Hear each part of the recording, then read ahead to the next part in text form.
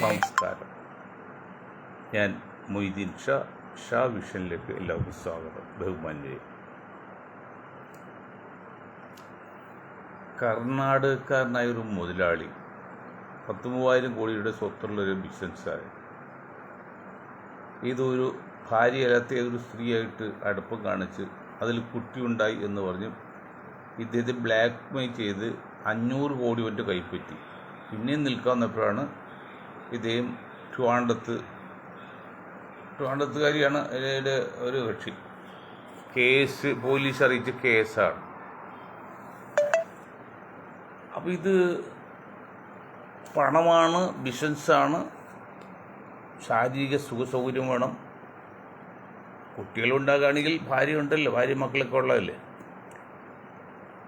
അത് നമ്മളുടെ മനഃശാസ്ത്രപരമായ രീതിയിൽ ഒന്ന് സമീപിച്ച് നോക്കി. എന്തുകൊണ്ടാണ് ഇസ്ലാം പറയുന്നത് നിങ്ങൾക്ക് വേണമെങ്കിൽ മറ്റൊരു സ്ത്രീ കൂടി വിവാഹം കഴിച്ചോ, അത് 4 രീതിയിൽ 100 രീതി ഒഴിവാക്കണം, അങ്ങനെ ഒരു ചെറിയ ശതമാനം മാത്രം അതിന് അനുവാദമായിട്ടുള്ളത്. വേണമെങ്കിൽ ഇതുപോലെ നാണക്കേടിൽ നിന്നും സാമ്പത്തിക ബുദ്ധിമുട്ടിൽ നിന്നും കൊലപാതകങ്ങൾക്ക് ഒഴിവാക്കാൻ വേണ്ടിയാണ്. നിങ്ങൾക്ക് അങ്ങനെ ഒരു സാഹചര്യമുണ്ട്, സാമ്പത്തികമായിട്ടും ശാരീരികമായിട്ടും മാനസികമായിട്ടും സാമൂഹ്യമായിട്ടൊക്കെ കപ്പാസിറ്റി ഉണ്ടെങ്കിൽ വേറെ സ്ത്രീയെ കൂടി വിവാഹം കഴിച്ച് അന്വേഷിക്കുക, അവർക്ക് സംരക്ഷണം കൊടുക്കുക, അത് നല്ല കാര്യമാണ്. അല്ല ഇതുപോലെ കാണുന്നിടത്തെല്ലാം ചെളി ചവിട്ടി കാണുന്ന വെള്ളത്തിൽ കഴുകി ശുദ്ധിയാക്കുന്നതിൽ മാനുഷിക മൂല്യത്തിനോ മനുഷ്യത്തിനോ സംസ്കാരത്തിനോ യോജിച്ചത്. പക്ഷെ ആ ഒരു പോയിന്റ് എത്ര വികലമായിട്ടാണ് മറ്റ് ചില ദുഷ്ടലാക്കുകൾ ആ മതത്തെക്കുറിച്ചും മതത്തിൻ്റെ പ്രചരണത്തെക്കുറിച്ചും തത്വത്തെക്കുറിച്ചും പറയുന്നത്. സ്ത്രീകൾക്ക് സ്വാതന്ത്ര്യം കൊടുക്കുന്നില്ല ഇസ്ലാം മതം, പഴഞ്ചൻ സംസ്കാരമാണ് എന്നൊക്കെയുള്ള പരാതി പറയുന്നുണ്ട്. ഇന്ന് ആലപ്പുഴയിൽ 19 വയസ്സുകാരി വയറുവേദനയായിട്ട് ഹോസ്പിറ്റലിൽ ചെന്നു. ഒരു കാരണവശാലും പരിശോധന സമ്മതിക്കില്ല, വേദനയ്ക്ക് മരുന്ന് കൊടുക്കാൻ പറഞ്ഞു. അങ്ങനെ നിന്ന് സംശയം വന്ന് രാത്രിയായി കുട്ടി പ്രസവിച്ച കുഞ്ഞിനെ ക്ലോസ്റ്ററിൽ വെച്ച് പ്രസവിച്ചു. ആ ജെല്ലി കൂടി പുറത്തേക്ക് ഇട്ടു. കുട്ടിയുടെ കുട്ടി അപകടം പറ്റിയ ചെടിയിലെ വീണത്, അതുകൊണ്ട് രക്ഷപ്പെട്ടിരിക്കുകയാണ്. അപ്പോൾ പെൺകുട്ടികൾക്കോ സ്ത്രീകൾക്കോ സ്വാതന്ത്ര്യം കൊടുക്കണ്ട എന്നൊന്നും ഇസ്ലാം പറയുന്നില്ല. ഈ അമിതമായ സ്വാതന്ത്ര്യം കൊടുത്താൽ അത് ഗുണത്തിൽ ദൂഷ്യമാണെന്ന് ഇപ്പം അനുഭവത്തിന് വിളിച്ച് മനസ്സിലാകുന്നില്ലേ. അതേ സ്ഥാനത്ത് യൂറോപ്യൻ കൺട്രീസിലൊക്കെ വർഷങ്ങളായിട്ട് ഈ സ്വാതന്ത്ര്യം കൂടുതലുണ്ട്. പക്ഷെ അവിടെ അധികം കുഴപ്പമില്ല. കാര്യം മെച്ചുവേർഡ് അവർ പ്രാക്ടിക്കലി അവർ അങ്ങനെ വിവാഹം കഴിക്കാതെ തന്നെ കുട്ടി ഉണ്ടാകാതിരിക്കാനുള്ള വഴിയൊക്കെ പഠിച്ചിട്ട് അവർ പോകുന്നത്. നമ്മുടെ മലയാളികൾ എത്ര ആയിട്ടില്ല, ആകും. ഇത് നിലക്ക് ഒരു 10-20 വർഷം കഴിയുമ്പോൾ അതൊന്നും ആകും. അപ്പോൾ വേറൊരു സ്ത്രീ പുരുഷൻ ബന്ധപ്പെട്ടാലും ഗർഭിണിയാകാത്ത വിധത്തിലൊക്കെ അറിയാം. അത് ഞാൻ നേരത്തെ പറഞ്ഞു, ആസാമിൽ ആൺകുട്ടികളും പെൺകുട്ടികളും ഒരേ ഹോസ്പിറ്റലിൽ താമസിക്കുന്നതിന് സമരം ചെയ്ത് അങ്ങനെ കൊടുത്ത് 2-3-4 മാസം കഴിയുമ്പോൾ 90% പേരും ഗർഭിണികളായി. അത്ര ബന്ധമുള്ളതാണ് ഈ സെക്സ് എന്ന് പറയുന്നത്. അതുകൊണ്ടാണ് അത് അല്പം ഡിസ്റ്റൻസ് കീപ്പ് ചെയ്യുമെന്ന് പറയുന്നത്. അത് നമ്മുടെ സുരക്ഷത്തിനും നമ്മുടെ നന്മയ്ക്കും നാടിൻ നന്മയ്ക്കും വ്യക്തി വികാസത്തിനും ഒക്കെ നല്ലതാണ്. അതിന് പഴഞ്ഞ രീതിയായിട്ട് കാണിക്കുന്ന ഇവിടുത്തെ പുരോഗമനവാദികൾ എന്ന് പറയുന്ന കമ്മ്യൂണിസ്റ്റുകളും എന്തിനെ എതിർക്കുന്ന സംഖ്യകളും പിന്നെ ക്രിസ്ത്യൻകളും എല്ലാം കൂടി ഇസ്ലാം. ഹോസ്റ്റലിൻ്റെ കാര്യം പറഞ്ഞപ്പോഴേ ഇവിടെ നിങ്ങൾ പറഞ്ഞല്ലോ, ഇവിടെ ഹലാൽ പാടില്ല. ഹലാൽ എന്ന വാക്കിനർത്ഥം ശുദ്ധമായത് അല്ലെങ്കിൽ അനുവദനീയമായതുള്ളൂ, വേറെ ഒന്നുമല്ല. അത് അറബി വാക്കാന്നുള്ളൂ. ചൈനയിലെ സുവാനോ ആ കൊറോണ പൊട്ടിപ്പുറപ്പെട്ട അവിടെ 10,000 കുട്ടികൾ പഠിക്കുന്ന ഒരു അന്തർദേശീയ യൂണിവേഴ്സിറ്റി, മെഡിക്കൽ കോളേജ്, അവിടുത്തെ ഹോസ്റ്റലുകളിൽ ഇന്ന് ഞാൻ ഫോട്ടോ കാണിച്ച് ഹോട്ടലുകളിൽ അവിടെയുള്ള ഹലാൽ ഫുഡാണ് കൊടുക്കുന്നത്. എന്തൊരു വിരോധാഭാസം നോക്കി. സംഘികളെ, ക്രിസംഘികളെ, കുസംഘികളെ, മറ്റ് കമ്മ്യൂണിസ്റ്റ് പിന്നെ പുരോഗമനവാദികൾ എന്ന് പറയുന്ന മണ്ടന്മാരെ നിങ്ങൾ ആലോചിച്ച് നോക്കുക. ഇസ്ലാമും ഇത് നമ്മൾ എന്താണ് വ്യത്യാസം? എന്തുകൊണ്ടാണ് ഇസ്ലാം അങ്ങനെ പറയുന്നത്? 1500 വർഷങ്ങൾക്ക് ഉള്ളിൽ പ്രവാചകൻ എന്തുകൊണ്ട് ഇങ്ങനെയൊക്കെ പറഞ്ഞെല്ലാം ശരിയല്ലേ? സ്ത്രീകൾക്ക് സ്വാതന്ത്ര്യം കൊടുക്കണമെന്നില്ല, പക്ഷെ അതിനൊരു പരിധി വേണം.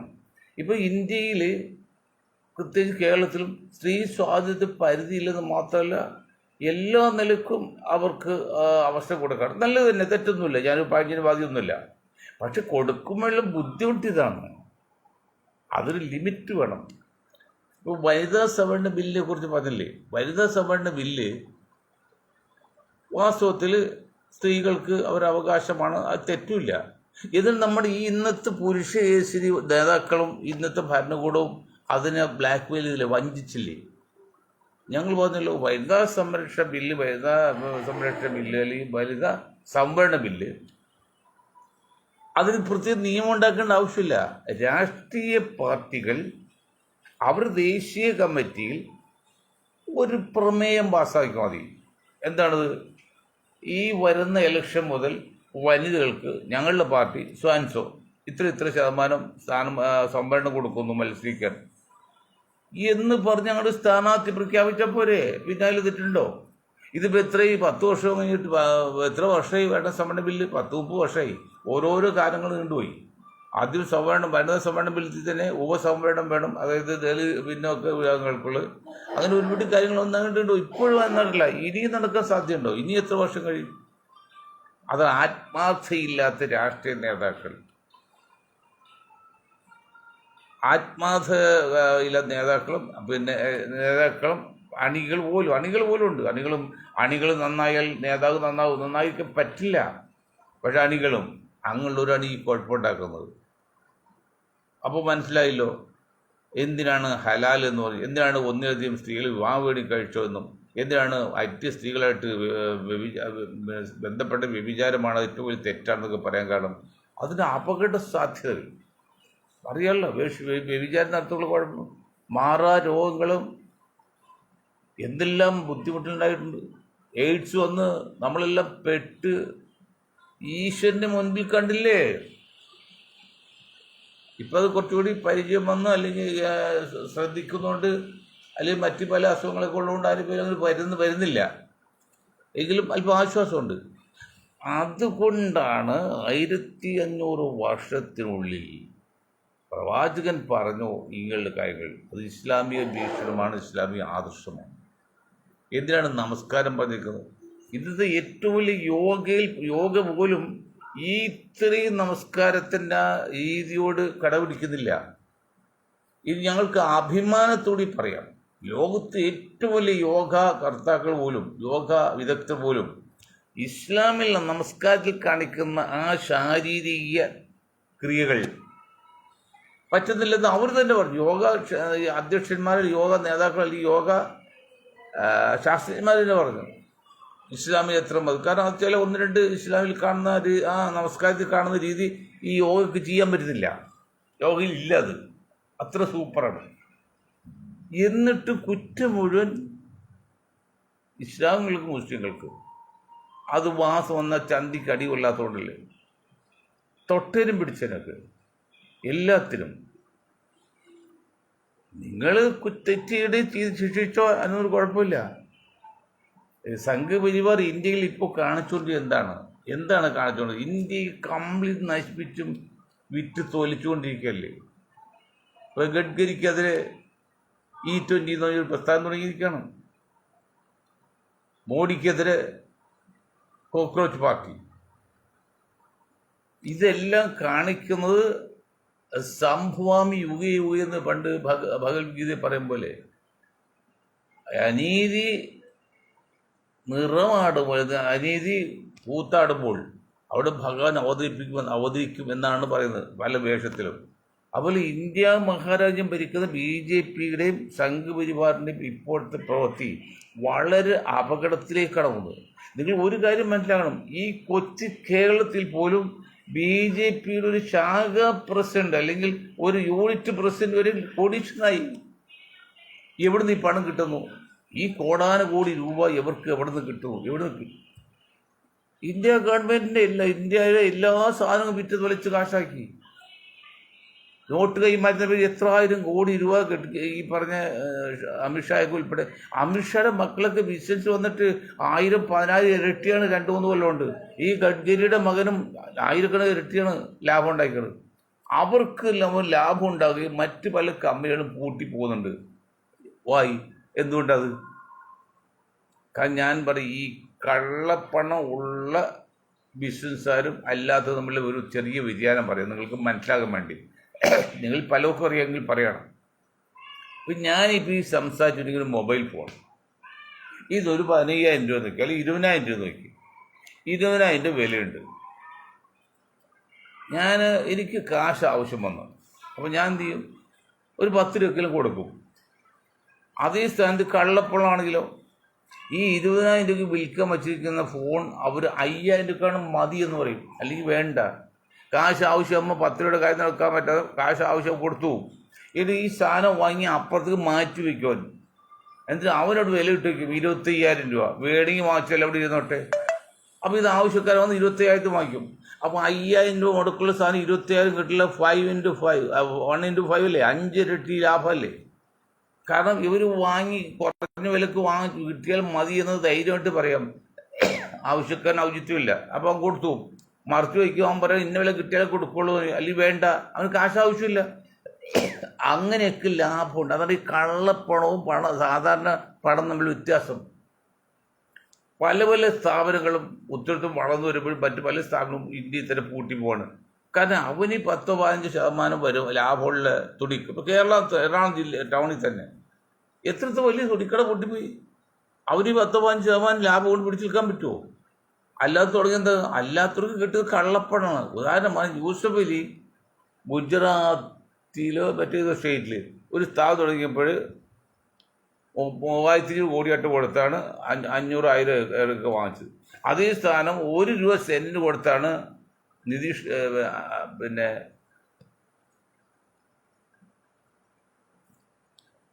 പുതിയ 2 കച്ചവടക്കാരില്ല അവർക്ക് കൊടുത്തത്. അപ്പോൾ 3,500 കോടി പോകണം ചിലവിൻ്റെ അതിൻ്റെ പലിശ മാത്രം കൂട്ടി എത്ര വരും? ഇത് വെറുതെ കിട്ടിയ 1 രൂപ വെറുതെ കിട്ടിയാണ്. അപ്പോൾ അവർ സാധനം അവർക്ക് വില കുറച്ച് വിൽക്കാം. അത് യൂസഫ് അലി താല്പര്യം. ഇനി യൂസഫ് അലി ചെയ്യുന്നോ, അപ്പം ബൾക്കായിട്ട് വാങ്ങിയിട്ട് സാധനം സ്റ്റോക്ക് ചെയ്തിട്ട് കുറഞ്ഞ വിലക്ക് വിൽക്കാണ്. മറ്റ് സാധാരണ ഉദാഹരണം പറഞ്ഞാൽ 1 കിലോ തക്കാളി അവൻ്റെ തോട്ടത്തിൽ വാങ്ങിക്കൽ ഒരു 20 രൂപ കിട്ടുമെങ്കിൽ മറ്റുള്ള വാങ്ങിക്കൽ 20 രൂപ വാങ്ങിക്കണം. 20 വാങ്ങിച്ചാൽ അവന് 30 വിൽക്കണ്ടേ? ഇവനാണെങ്കിലോ 20 വാങ്ങിച്ച് 22 കൊടുത്താലും അവന് ലാഭം, ബൾക്കായിട്ട് ചിലവല്ലേ. അപ്പോൾ അവന് കോമ്പീറ്റ് ചെയ്യാൻ പറ്റും നിന്നു. അങ്ങനെ യൂസഫ് അലി എന്ന് ഉദാഹരണം പറഞ്ഞാൽ അതുപോലെയുള്ള ബിസിനസ്സുകാർ സൂപ്പർ മാർക്കറ്റുകൾ തുടങ്ങിയതിൻ്റെ ഫലമായി ഇന്ത്യയിൽ പ്രത്യേകിച്ച് കേരളത്തിൽ ആയിരക്കണക്കിന് ചെറിയ ചെറിയ സ്ഥാപനങ്ങൾ പൂട്ടിപ്പോയി. അവർക്ക് പിടിച്ചെടുക്കാൻ പറ്റത്തില്ല. എൻ്റെ ഒറ്റ കാര്യം, ഇൻസുലിൻ 140 രൂപക്ക് വിൽക്കുന്ന ഇൻസുലിൻ 140 വിൽക്കുന്ന ഈ 30% ഡിസ്കൗണ്ട് കൊടുക്കുന്ന ചില പാർട്ടിയുണ്ട്. അവർ ബൾക്കായിട്ട് കമ്പനിയിൽ നിന്ന് വരുത്തിയിട്ടാണ് കൊടുക്കുക. അപ്പോൾ നമുക്ക് ആ വില കൊടുക്കാം. മറ്റ് സാധാരണക്കാരനോ 130 രൂപ 150 രൂപ കൊടുക്കണം. അവന് 150 രൂപ വാങ്ങിയിട്ട് അവൻ 160 വിളിക്കണ്ടേ? അപ്പോൾ 20 വ്യത്യാസം ആൾക്കാർ എന്ത് ചെയ്യും? ഈ 140 അടുത്തേക്ക് പോകും. അങ്ങനെ ചെറുകിട സ്ഥാപനങ്ങളും കടകളും എല്ലാം പൂട്ടി വരാണ്. ഇവിടെ നിങ്ങൾ കൊക്കക്കോള വന്ന സമയത്ത്, പെപ്സി വന്ന സമയത്ത് അവിടെ നാടൻ ഗ്രാമങ്ങളിൽ നാടൻ സോഡ വിൽക്കും. നല്ല ഫ്രഷ് സോഡയാണ് കയറി. അവിടെ ചെന്ന് പറഞ്ഞു അവർക്ക് ഈ അങ്ങനെയുള്ള ചെറിയ ചെറിയ യൂണിറ്റോട് പറഞ്ഞറിയോ,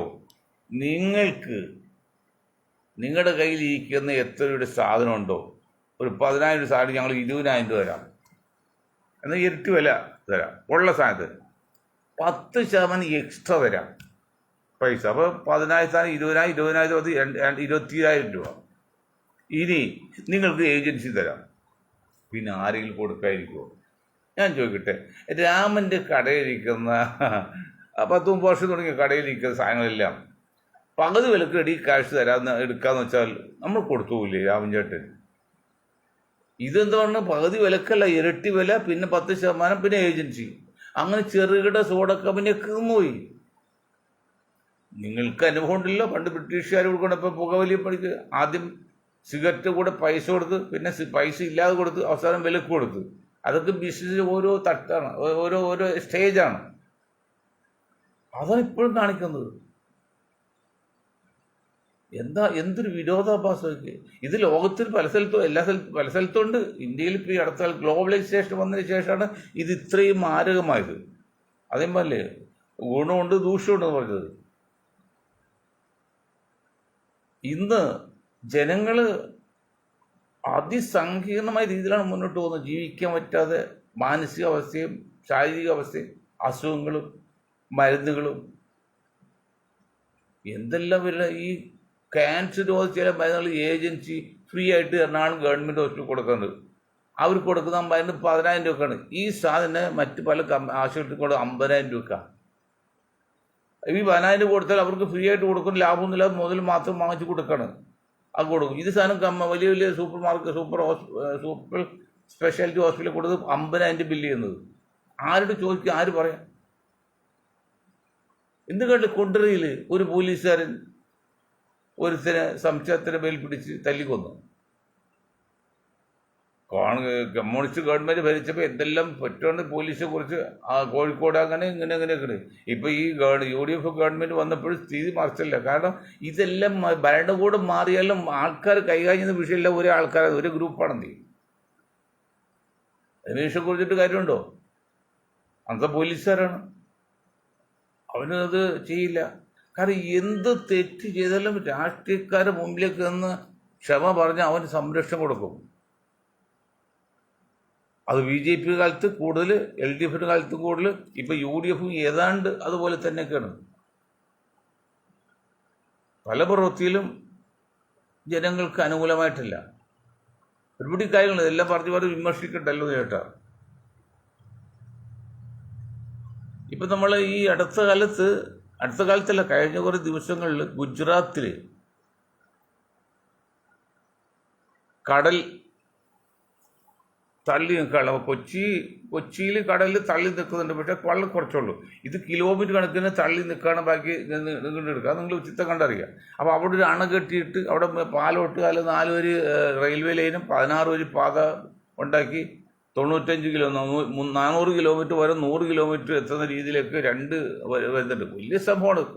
ലക്ഷങ്ങൾ കോടി മുടക്കിയാണ്. അത് വന്നാല് തന്നെ അതിൻ്റെ ഭവിഷ്യത്താന്നറിയില്ല. അതൊക്കെ അന്വേഷണം ചെയ്യുന്നതാണ് പറയുന്നത്. അതൊക്കെ പുരോഗതി തന്നെയാണ്, തെറ്റ് നല്ലെന്ന് പറയാൻ പറ്റില്ല. അതിലെടുക്കാണ് 24,000 കോടിയായിട്ട് മുടക്കിയ ഒരു ബിൽഡിംഗ് UP ഒരാഴ്ചക്കുള്ളിൽ പൊളിഞ്ഞു പോയി. 2 ആഴ്ചക്കുള്ളിൽ അത് തകർന്നുപോയി. ബീഹാറിൽ തകർന്നുപോയി. ആര് ചോദിക്കാൻ? കേരളത്തിൽ തന്നെ അങ്ങോളം ഇങ്ങോളം നിങ്ങൾ ഒരു ക്യാമറ നടത്താൽ സർക്കാരിന് വേണ്ടി തുടങ്ങിയ എത്ര സ്ഥാപനങ്ങൾ കോടിക്കണക്കിന് മുടക്കിയത് മുടങ്ങിക്കിടപ്പറിയോ? കോടിക്കണക്കിന് മുടക്കിയിട്ട് അവിടെ അത് മുടങ്ങിക്കിടക്കാണ്. കാരണം എന്താ? കോൺട്രാക്ടർമാരെ സംബന്ധിച്ച്, എഞ്ചിനീയർമാരെ സംബന്ധിച്ചു അവർക്ക് തന്നെ കമ്മീഷൻ കിട്ടി. ഇനി നടന്നില്ല അവൻ തലമാറി പോവുകയും ചെയ്തു. ഒരു 100 എടുക്കും. നിങ്ങൾക്ക് ആർക്കറിയാം? നിങ്ങൾ ക്യാമറ എടുത്തിട്ട് ഒരു വണ്ടി എടുത്ത് ഇറങ്ങുക, ഒന്ന് കറങ്ങുക. സർക്കാർ പാവപ്പെട്ട് കൊടുക്കാൻ വേണ്ടി തുടങ്ങിയ സ്ഥാപനങ്ങൾ എത്ര എണ്ണം പകുതിക്കും മുക്കാലിനും ഒക്കെ പണം മുടക്കി കോടികൾ മുടക്കി കിടക്കുന്നത്. അല്ല, ഒരു നിലക്കും രാജ്യം തന്നെ നന്നാക്കുന്ന, രാജ്യം നന്മ ആഗ്രഹിക്കുന്നില്ല ഇന്നത്തെ രാഷ്ട്രീയക്കാരന്. അതാണുള്ള മുഖമില്ലാത്ത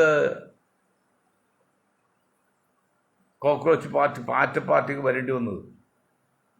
അവരെല്ലാം ശരിയാന്ന് പറയുന്നില്ല, അവർക്ക് തെറ്റുകളൊക്കെ ഉണ്ട്.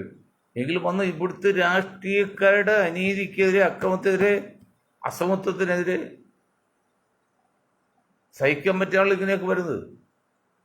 BJP ഭരണകക്ഷിയാണെങ്കിൽ കോൺഗ്രസ് ഇപ്പുറത്ത് പ്രതിപക്ഷ പാർട്ടി. രണ്ടും ഒന്നിനൊന്നും തുല്യമാണ്, വ്യത്യസ്തമല്ല. അവർ രീതിയിൽ അവർ കൈകാര്യം ചെയ്യുന്നുണ്ട്.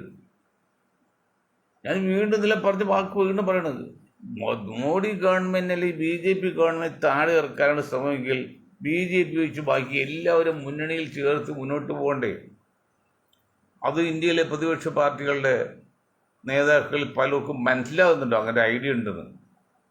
അവർ നോക്കുന്നതാണ്. ഞാൻ ചെറിയ 2 ഉദാഹരണം പറഞ്ഞ് നിർത്തിയേക്കാം. ഒന്ന്, നമ്മുടെ കോൺഗ്രസിനെ മണ്ടത്തരം മുരളീധരൻ സമ്പാദിക്കാൻ ഉണ്ടാക്കിയിട്ട് ഇഷ്ടം പോലെ ഉണ്ടാക്കിയാലും വലിയ തെറ്റില്ലാത്ത അലമ്പില്ലാത്തൊരു നേതാവാണ്. അദ്ദേഹം ചിന്തിച്ചതറിയോ, തിരുവനന്തപുരം കോർപ്പറേഷൻ പിടിച്ചെടുക്കാൻ വേണ്ടി പരമാവധി ശ്രമിച്ചു, വർക്ക് ചെയ്തു, 10 കൗൺസിലർ പോയി 20 കൗൺസിലർ ഉണ്ടാക്കി. അത് വലിയ നേട്ടം തന്നെയാണ്. പക്ഷേ അവിടെ എന്തു പറ്റി? 10 കൗൺസിലർ കൂടുതൽ പിന്നെ കോൺഗ്രസ് പിടിച്ചോടി CPM കയ്യിൽ നിന്ന് BJP ഭരണം കൊണ്ടുപോയി. അവിടെയാണ് നമ്മൾ ഒരാളെ എതിർക്കുമ്പോൾ നമുക്കെന്ത് നേട്ടമുണ്ടോ നോക്കണം. നമുക്ക് നേട്ടമില്ല, എതിർത്തിട്ട് എന്ത് കാര്യം? ഇന്നതിൽ അധികം പേര് നോക്കില്ല. അത് തന്നെയുമല്ല, നമ്മളൊരു പോയിന്റിൽ എത്താൻ നോക്കിയാൽ എത്താനല്ല നോക്കട്ടെ, അവിടെ എത്തുകയും എങ്ങനെ തിരിച്ചു വരാതെ ആദ്യം ചിന്തിച്ചിട്ട് വേണം അവിടെ എത്താൻ. ഇതൊക്കെയാണ് ഫിലോസഫി. പക്ഷെ ഇതൊന്നുമില്ലാതെ എവിടെയും എത്താൻ നോക്കും, അവിടെ പെട്ടു. ഇതാണ് ഈ മുരളീധരൻ ആത്മാർത്ഥ പ്രവർത്തിച്ചില്ലെന്ന് പറയാൻ പറ്റില്ല. 10 സീറ്റിൻ്റെ കാലത്ത് ഇരട്ടി സീറ്റായി നിസ്സാര കാര്യമില്ല. പാർട്ടി വളർന്നു തന്നെയാണ്. പക്ഷെ ഫലത്തിൽ അത് ദൂഷ്യം ചെയ്തില്ലേ? അതിന് BJP ഭരണം കിട്ടി. അതിൽ രാഹുൽ ഗാന്ധി, പ്രിയങ്ക ഗാന്ധി, ഈ ആൾക്കൂട്ടമാണ്. ആൾക്കൂട്ടം ഒരിക്കലും വോട്ടാകില്ലെന്ന് ഇനിയെങ്കിലും ഈ മണ്ടന്മാർ മനസ്സിലാകണ്ടേ? ഞങ്ങൾ എന്തിനാണ് ഇവരെ ഇങ്ങനെ വിമർശിക്കുന്നത്? ഞങ്ങൾക്ക് വല്ല ദേഷ്യമുണ്ടോ? ഞങ്ങൾ അവർ ഞങ്ങളുടെ ശത്രുവാണോ? അവരെവിടെ കിടന്നു, ഞങ്ങളെവിടെ കിടന്നു. പക്ഷേ ആൾക്കൂട്ട് വോട്ടാക്കില്ലെന്ന് രാഹുലിന് ഇതുവരെ മനസ്സിലായിട്ടില്ല. രാഹുലിന് ഉപദേശം കൊടുക്കുന്ന KC വേണുഗോപാൽ മനസ്സിലായിട്ടില്ല. പക്ഷെ BJP എന്നല്ല, ഒരു മണ്ഡലത്തിൽ ജയിക്കാൻ എത്ര വോട്ടുണ്ട് പോരായിക്കൊണ്ട് നോക്കിയിട്ട് ആ വോട്ട് എങ്ങനെ പിടിക്കാമെന്ന് നോക്കിയിട്ട് അത് ആരെയും കാണുന്നിട്ട് അങ്ങനെയാണ് വോട്ടർ ലിസ്റ്റ് പേര് ചേർത്തും ചിലർ കളഞ്ഞൊക്കെ ചെയ്യുന്നത്. ഞാൻ inversion and imitations are 2 legs എന്ന് പറഞ്ഞ പോലെ തള്ളിക്കളയും സ്വീകരിക്കണം 2 പാദങ്ങൾ 2 കാലുകൾ എന്ന് പറഞ്ഞ പോലെ 2 രീതി. എത്രായിരം വോട്ടിൻ്റെ അവിടെ ഷോർട്ടേജ് ഉണ്ട്. ഇപ്പോൾ കഴിഞ്ഞ ഇലക്ഷനിൽ ഇത്രയും സീറ്റ് BJP കിട്ടി. അവർ കണക്കൂട്ടില്ലെന്നറിയാം. CRSന്റെ പേരിലൊക്കെ വെച്ചിട്ട് 5000 വോട്ട് കളഞ്ഞിട്ട് 8000 വോട്ട് ചേർത്തത്. ഫലത്തിയത്ത് കിട്ടി 5000 കുറയും ചെയ്ത് 8000 ചേർത്താൽ വിട്ടു 13 വോട്ട് ഗുണമില്ലേ? അതുപോലെ BJP അത് മാത്രമല്ല, BJP വേറൊരു കാര്യമുണ്ട്. ഇതൊക്കെ കോൺഗ്രസ് അറിയാമായിരിക്കും, പക്ഷേ അവർ അത് യൂട്ടിലൈസ് ചെയ്യുന്നില്ല. ആ പോളിസി എന്താണ്? വോട്ടേഴ്സ് ലിസ്റ്റ് പേര് ചേർക്കുക, അത് മസ്റ്റ്. അവർക്ക് വോട്ട് ചെയ്യിക്കുക, അത് നല്ലത്. വോട്ട് ചെയ്തതിന് വോട്ട് എണ്ണുന്നവർ അതിൻ്റെ പുറകിൽ കാവൽ നിൽക്കുക, വോട്ട് എണ്ണി ഫലം പ്രഖ്യാപിക്കുന്നവരെയും കൂടെ നിൽക്കുക, അത് കഴിഞ്ഞ് മാറാം. അതാണ് 4 പോയിന്റ്. അത് കോൺഗ്രസിലുണ്ടോ? കോൺഗ്രസ് രാഹുൽ ഗാന്ധിയും അല്ലെങ്കിൽ ഒരു ആൾക്കൂട്ടാണ്. ആൾക്കാർ കൂടും. ആൾക്കൂട്ടം ഒരിക്കലും വോട്ടാവില്ലെന്ന് കോൺഗ്രസ് മനസ്സിലായില്ല. അതുപോലെ വോട്ടേഴ്സ് ലിസ്റ്റിൽ പേര് ചേർക്ക് മാത്രമല്ല, ഒരു പേജിന് ഒരു മെയിൻ ആൾ വയ്ക്കും. ആ ആളെ സഹായിക്കാൻ 12 പേര് വേറെ വയ്ക്കും. പട്ടാളത്തിൽ കമാൻഡ് എന്ന് പറയുന്ന പോലെ. അപ്പോൾ 13 ആളാണ് ഒരു പേജ് വോട്ടർമാരെ വീക്ഷിക്കാൻ, നിരീക്ഷിക്കാനും കാണാനും അനങ്ങി അറിയാൻ പറ്റും. അപ്പോൾ ഇത്ര കണ്ട് ഒരു വോട്ടേഴ്സ് ഒരു പേജിൽ കൂടിയത് 50 പേരുണ്ടാവുള്ളൂ. 50 വോട്ടർമാർ. 50 വോട്ടർമാർ എന്ന് പറയുമ്പോൾ 4 ചോദിച്ചാൽ 40 12 കുടുംബം ഉണ്ടാവുള്ളൂ. അപ്പോൾ ഏതാണ്ട് ഒരു കുടുംബത്തിൽ ഒരാൾ വെച്ച് അവർ കളിക്കുകയാണ്. എൻ്റെ കുടുംബത്തിൽ ഒരാളുണ്ടെങ്കിൽ അവൻ നിശ്ചയം വന്നു കഴിയുമ്പോൾ ഞാൻ അറിയാൻ അവനായിട്ട് ആശുപത്രി ചോദിച്ചില്ലേ? അങ്ങനെ അവർ ചെയ്യുന്നത്. കോൺഗ്രസ് ആൾക്കൂട്ടം, രാഹുൽ ഗാന്ധി വരും, പ്രിയങ്ക വരും, മറ്റൊരു ആൾക്കൂട്ടം ഉണ്ടാവും. പക്ഷെ വോട്ടാകില്ല ആൾക്കൂട്ടം. അതാണ് കോൺഗ്രസ് വെച്ച് തകരാറ്. അതിൽ ഇന്ത്യയിലെ പ്രതിപക്ഷ പാർട്ടികൾക്ക് പറ്റിയ ഏറ്റവും വലിയ മണ്ടത്തരം 2-3 മണ്ഡലത്തിൽ നമ്പർ 1 ആൾക്കൂട്ടം വോട്ടാകൂല എന്ന് മനസ്സിലാക്കിയിട്ടില്ല. അത് പിന്നെ UP-യിലെ മലയാളത്തിൽ മകൻ ഉൾപ്പെടെ, ബീഹാറിലെ മകൻ ഉൾപ്പെടെ. ബീഹാറിൽ നിന്ന് UP-യിലേക്ക് വന്നവർ രാഹുൽ ഗാന്ധിയുടെയും ഒക്കെ എന്തൊരു ആൾക്കൂട്ടമായിരുന്നു ബീഹാറിലൊക്കെ. എവിടെ ആൾക്കൂട്ടം വോട്ടാവില്ല. മറ്റൊന്ന് BJP വെച്ച് നോക്കി എല്ലാവരും കൂടെ നിർത്തണം. അവരാരും മാറ്റി നിർത്തരുത്. ഇങ്ങനെയുള്ള കാര്യത്തിലൊന്നും ശ്രദ്ധിക്കാത്തതുകൊണ്ടാണ് 12 വർഷമായിട്ടും 13 വർഷമായിട്ടും BJPക്ക് കോട്ടം തണ്ട വെക്കുന്നത്. അതിന് ഒരു ക്ഷീണം തട്ടി എന്ന് പറയുന്നത് കോക്രോച്ച് പാർട്ടിയുടെ. ഇപ്പോൾ ഈ 20യുടെ കേസ് അതുപോലെയാണ്. അതിങ്ങനെ ഒരു അറിയില്ല. അതാണ്. അപ്പോൾ പ്രതിപക്ഷത്തിന് ആവേശമായി, രാഹുൽ ഗാന്ധിക്ക് ആവേശമായി. ചത്തുകിടന്നൊരു മനുഷ്യനപ്പോൾ അയ്യായി എന്ന് എഴുന്നേറ്റ് കൂടെ വന്നു. എങ്ങനെ? സുർമ വിൽക്കാൻ പോയി യേശുദാസ് പാട്ടില്ലേ കായംകുളം കൊച്ചുണ്ണിയിൽ. അതുപോലെ അങ്ങനെ മാറി ഇന്ന് രാഹുൽ ഗാന്ധി ചാടി വീണു രംഗത്ത്. നല്ല കാര്യം. അപ്പോൾ ഇനിയെങ്കിലും രാഹുൽ ഗാന്ധിയുടെ ഗ്രൂപ്പ് ചെയ്യേണ്ടത് BJP ഒഴിച്ചുള്ള സർവ്വ ഗ്രൂപ്പിനെയും കൂടെ നിർത്തി വോട്ടേഴ്സ് ലിസ്റ്റ് പേരിയത്ത് അവർക്കെല്ലാം വോട്ട് ചെയ്യിച്ച് വോട്ട് എണ്ണുന്നവരെ പുറകിൽ നിന്ന് എണ്ണി ഫലം പ്രഖ്യാപിക്കുന്നവരെയും കൂടെ നിൽക്കണം, ബോധവാനായിക്കണം. പരീക്ഷ എഴുതാതെ കുട്ടി ജയിക്കില്ല. പരീക്ഷ എഴുതിയാലേ ചെയ്യാൻ പറ്റുള്ളൂ. അതുപോലെ നിങ്ങളുടെ വോട്ടേഴ്സ് ലിസ്റ്റ് പേരിൽ നിങ്ങളെ വോട്ട് പോയി. ഇനി വോട്ടേഴ്സ് ലിസ്റ്റ് പേരുണ്ടായാൽ മാത്രം അവരെ കൊണ്ട് വോട്ട് ചെയ്യിക്കണം, ചെയ്തൊന്ന് ചെക്ക് ചെയ്യണം. അത് ചെയ്താൽ മാത്രം പോരെ, അത് സുരക്ഷിതമാണോ നോക്കണം. അത് കഴിഞ്ഞപ്പോൾ എണ്ണി ഫലം പ്രഖ്യാപിക്കുന്നവർ എണ്ണി ഫലം പ്രഖ്യാപിച്ചാൽ പിന്നെ ഒരു പരിധി വരും ആശ്വാസമാണ്. അതുവരെ കണ്ണിൽ എണ്ണ ഒഴിച്ച് കാത്തിരിക്കണം പറഞ്ഞുകൊണ്ട് ഞാൻ എൻ്റെ വാക്ക് നിർത്താൻ നിങ്ങൾക്ക് ഒരായി നന്ദി. ജയ് ഹിന്ദ്. സ്ലോ കണക്ഷൻ അല്ലെന്നൊരു സ്ലോ കണക്ഷൻ.